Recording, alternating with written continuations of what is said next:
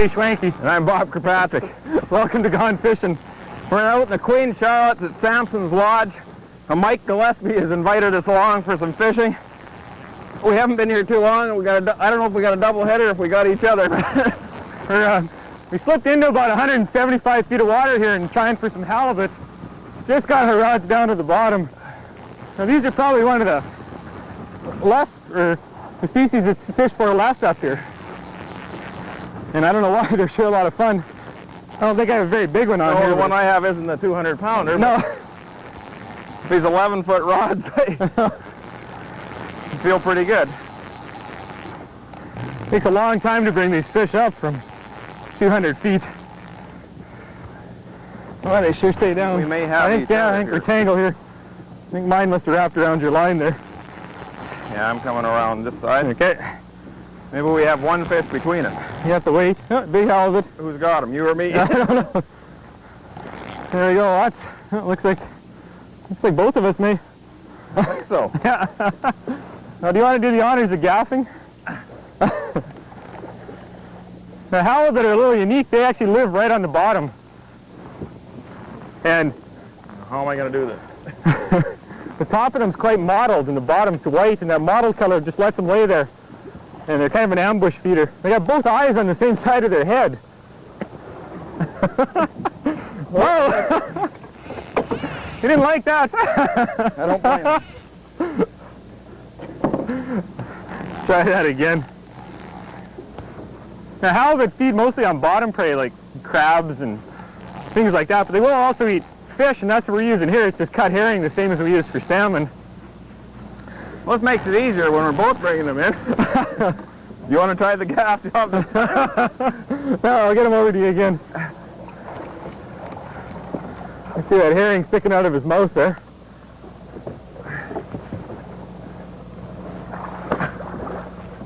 Now, this isn't a great big halibut. They get well over 200 pounds, but some of the finest eating meat you'll find.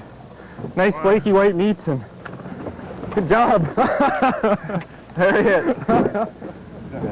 Well, there's a Pacific halibut there. Like I was talking about, they're quite mottled on this side, and that's the side that sticks up, and you can see this side's almost snow white. So what they do is they actually lay on the bottom flat like this, and when something comes along they want to eat, they just jump up and grab it. And see how their eyes are both on this side of their head. And we mentioned when they're younger, their eye starts on this side, but as they grow, it actually moves over to this side of their head. So that's how they feed and swim. Now, TJ, if we're lucky, we're going to maybe hook into something like this in the 150 to 200 pound range. I can't really imagine what kind of a fight that will be. We're using fairly light line here, only 20-pound casts for big fish like this. The long rods sure help, and those single-action reels, they take some getting used to, but we're getting onto them now. Like I said, these are some of the finest fish I've ever eaten, and I think maybe I'll take this one home for supper. Let's try for another one? You bet. Well, I got another one on here, TJ. It's not a, well, I don't know. I don't think it's a great big one. Now, we were fishing closer to shore a little while ago for salmon in about 70 feet of water. And they weren't really going too good yet, so kind of hit slack tide, and that's the time to come out and look for these halibut is when you can kind of sit in one place. We're just jigging right on the bottom with these cut herring. Really the only time you can fish for them when that tide starts moving. You got 200 feet of line out to get to the bottom. It just carries it too much, but with the slack tide you can almost stay below the boat. And if it's real rough, you move around too fast, and it sure is fast action. I hadn't had my bait on the bottom for more than 30 seconds before this one went. Oh, I got one too. Yours is going. Now who's gonna gaff who's here? I think mine just grabbed it and left. Well, a lot of people that come salmon fishing miss out on this when the salmon aren't going, and it's a certain time of the day or the water's calm. I'd suggest coming out here and doing this. This is lots of fun. It really doesn't matter what kind of fish you catch. It's all fun. And the fight these things put up is really incredible. I can't even imagine having a fish on that's in that 150 to 200 pound range. No, I couldn't either. You can see my arms are going to get aching with a few more of these. Oh, there's the weight. He's not too far below. Now, is he going? Oh, there he is. Yep. Another one about the same size as the last one. Yeah. Okay, your turn to try sticking him. He knows what's coming. I think he didn't like it. I can't go up any higher. I got my weight up to the top. There, he coughed out the herring. Get him turned here. Oh, he'll do it when he's ready. Okay, there. And in. He didn't like that.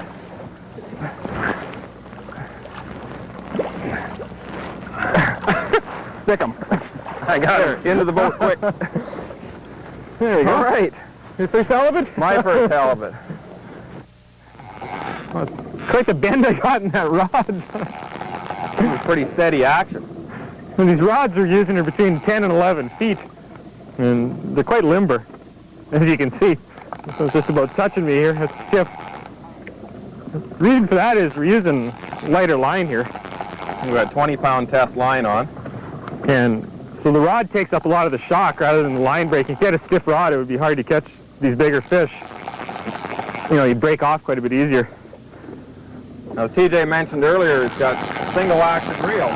And the only drag on it is your hand. So if that fish runs, he's got to put his hand underneath there and palm the reel. You want to get your knuckles out of the way in a hurry because these handles spin just as fast as that fish is going away from you.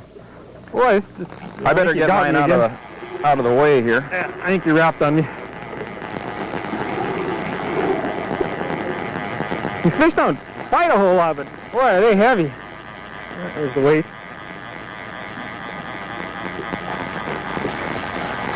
Oh yeah, this is a better one, Bob. Is it? Yeah. Now I'll just get mine around on this side and stick it in the rod holder. Yeah. Now this is the first trip I've ever had the chance to use these single action reels, and they didn't take much getting used to. Now we're up here at Samson's Lodge in the Queen Charlotte's, and they supply all this gear. And Mike Gillespie, the owner, was telling us about it. And we're a little apprehensive about using it, but good job. I was lucky. Really flopping. But it's really simple to use. After the first fish you catch, you're right onto it. So don't be intimidated by the gear at all, and it makes fishing a lot more fun. There's another nice fish, TJ. Yeah, it's 20, 25 pounds. Looks like a nice one. Again, I was reeling this up off the bottom when this one hit. Now, when you're looking for halibut, you want to look for like standard gravel, kind of flat bottom areas. You'll find the irregular rocky bottoms will hold more of the lingcod and other ground fish like that. Also, any of the real big halibut that you catch are going to be females. The males don't get as big. The females are mature about 12 years old, and they're about 50 pounds at that time. So if you're catching a 100 or even 200 pound fish, you're looking at a fish well over 30 years old. So they're a pretty old fish. And they're quite abundant in here, and taking a few for dinner sure doesn't hurt anything.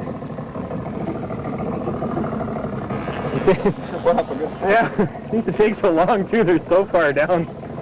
So you gotta be really careful if you ever get a big one. Don't gaff it and haul it into the boat right away. You'll end up with all of your gear smashed and probably broken bones too. So there's been some horrendous stories out here of people, flopping 150 pounders into the bottom of the boat still alive. Normally what they'll do is they'll harpoon the fish and then throw out a big jug to tire them out. Keep a line on them that way. Seems like forever to bring them up, doesn't it? We're out here in between 150 200 feet. And sometimes you will find halibut, up quite shallow, but it's more common to find them in deep water like this.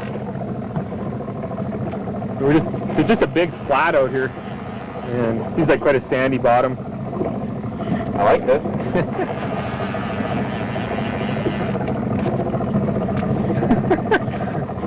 I expect to see that weight coming up all the time. No kidding. Each pull you expect to see the weight. With these small ones. What would it be like with a 150 or 200 pound fish? Maybe we'll get the opportunity to find out. Yeah. Keep an eye on my rod too. It hasn't been more than once today that one of us has had one and the other one went I think singing. you'll hear it when it goes. There's your weight. Oh yeah, another nice fish. Oh, there he is. These are really nice eating size, these ones. Well, that one's a little small. Do you want to gaff him or should we let that one go? Look at the minnows coming up out of him. Yeah, he took pretty deep there, maybe.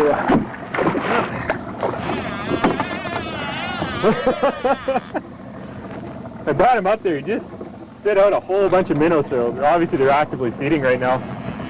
These little fish like this, I guess they're little needlefish. I get to fight this one again. Yeah. I don't mind at all.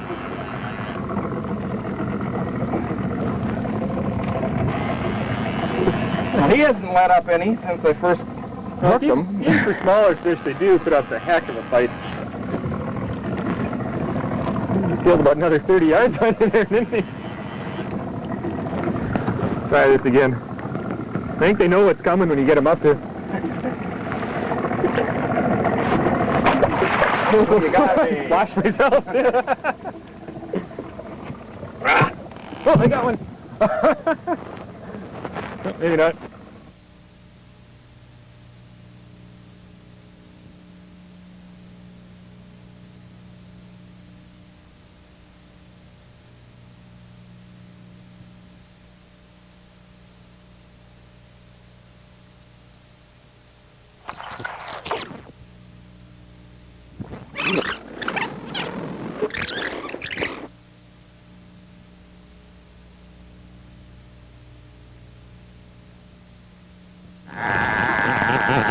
So a hand could get a little hot doing this.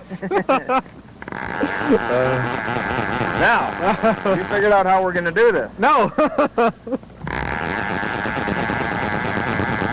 I may have lost mine. I hope so.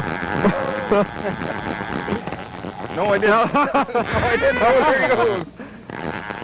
Yeah, it seems like double headers are almost the rule with halibut rather than the exception. I know why they call these knuckle busters now. Somebody got smart with this one and wrapped some rubber on the handles. Now, the Queen Charlotte Islands is undoubtedly known for some of the best halibut fishing in the world, and it's sure not hard to see why. I don't know what we're going to do here. I know I got a lot more line out than you do, so you're going to have to make the decision. I don't think this one's too big, probably about 20 pounds, but...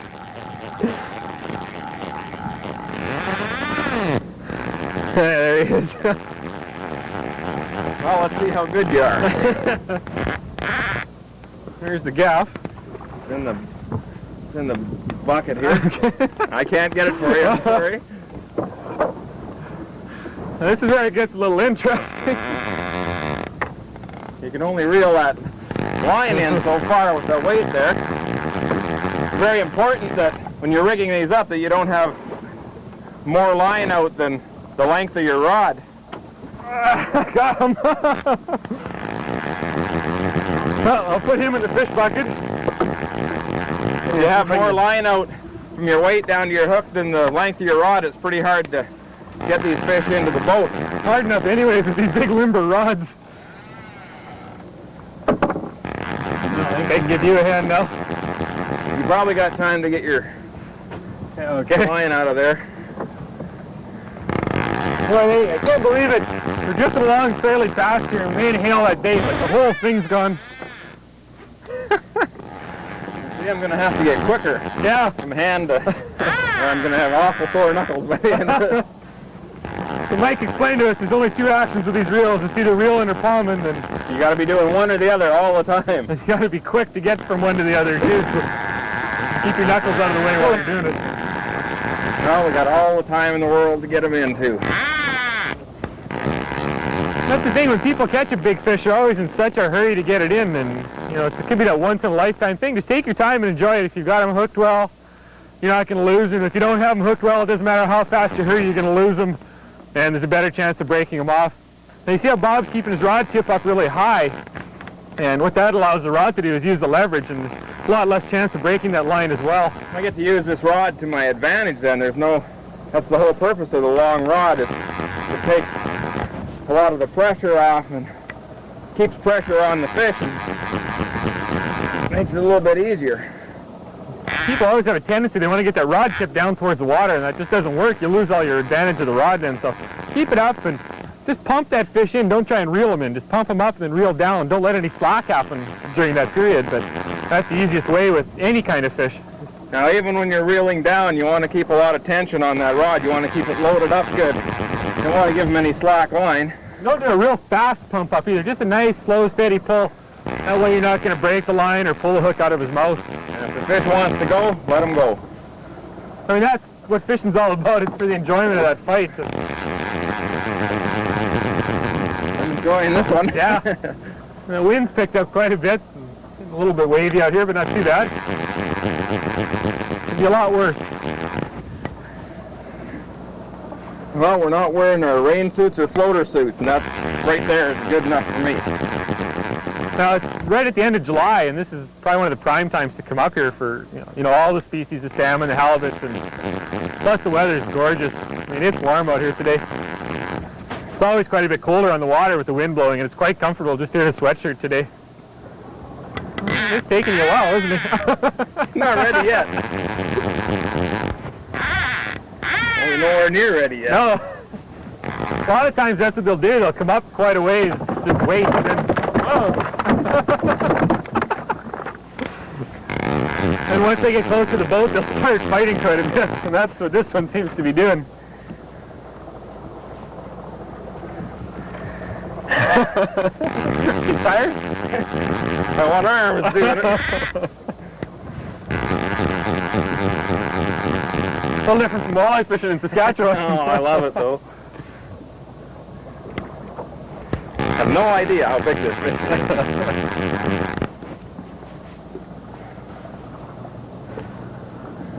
He's just kind of sitting there, isn't he? So am I. I'm taking a rest. You kind of got to let them do what they want to do.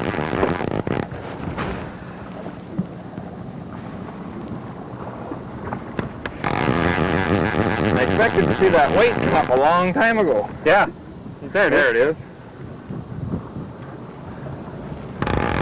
Oh, yeah. Bigger fish? Oh, yeah. 20-pounder? Oh, he put up a fight. It must just be the extra speed we're drifting here. I think it is. Now, let's see if I can try this again. Yeah. I think you got to do it all in one motion. I think so. Oh, he's going. Oh, I can't imagine what 150 or 200 pound fish.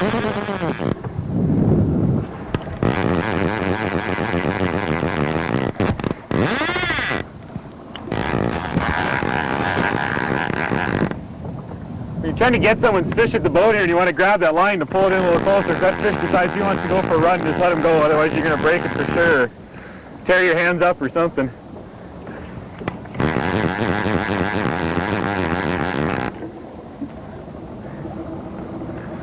Well, we saw the weight once.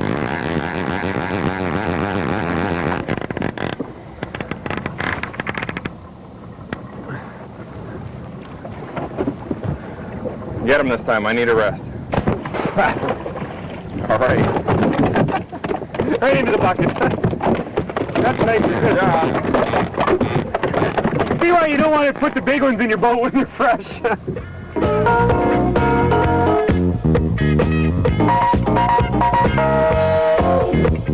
Now there's a variety of different methods you can use while fishing for halibut, and today we're using herring for bait.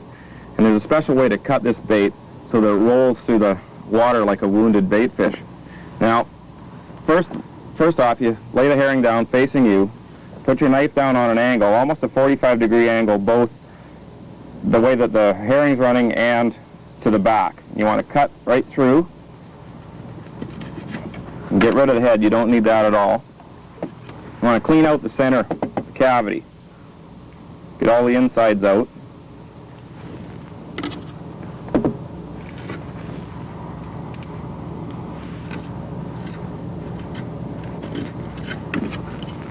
Now you want to have nice straight edges on here to help that bait to roll through the water.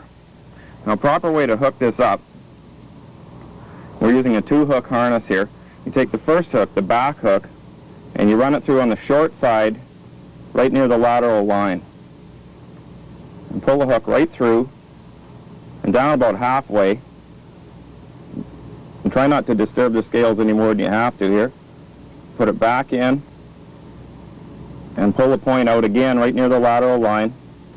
Now pull the hook right through so that the eye goes under the skin, and then push it back up so the hook stays out sideways. This top hook you want to put in on the thick side, on the high side, right near the backbone, and have it come out the back so that it pulls straight through the water. Now when this is going through the water, it'll roll like a wounded bait fish. The other method we can use while jigging, we're sitting still on the bottom, is just use a whole herring. There's a different way to hook this one up. And take the back hook and put it near the back of the fish, right out through the side, and pull the eye through a little bit so that that hook sticks out. You want a lot of hooks sticking out here. Turn the fish over and take the other hook and run it up closer to the front, and again pull it through. Clean off any scales off the points so it'll penetrate a little bit better. Just lower your bait down like this and jig it off the bottom. Now when we were moving with the current, or the waves were pushing us down and we're pumping it, it seemed like that cut bait was working a little better. It spun through the water a little bit, and when we were sitting still, this method seemed to work better. So it's just some of the different methods you can use when fishing for halibut. Okay, halibut are undoubtedly one of the best eating fish in the Pacific, but getting them cleaned properly is a real trick, and not everyone knows how to do it. So I've got John Hearns with me. He's one of the guides here at Sampson Fishing Lodge, and he's going to show you how to clean one of these halibut properly. All right, you just, there's 4 fillets on a halibut. You get it down and you split the top 2 by running it down the center, right up to the head. And then you just want to pierce the skin all the way to the end, so it's easier to take off.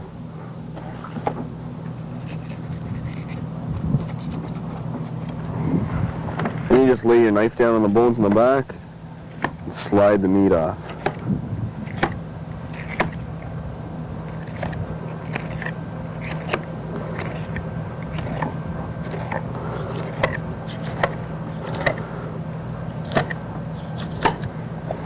There's 1 fillet. The other side, do the same thing. It's a little easier to get at.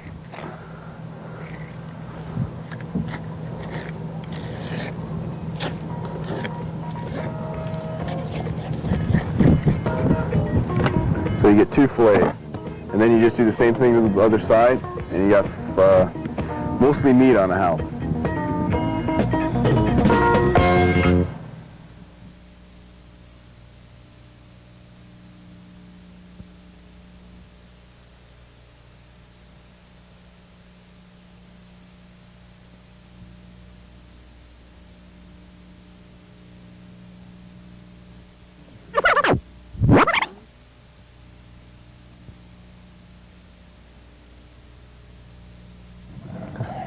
Oh, we sure had a great time up here in the Queen Charlotte Islands. We'd like to thank Mike Gillespie from Sampson Lodge. Everything's been just terrific. The accommodations, the meals, everything. The fishing has been fabulous. Real first-class operation up here. I'd recommend it to anyone. Thanks for joining us. Until next time, we're gone fishing.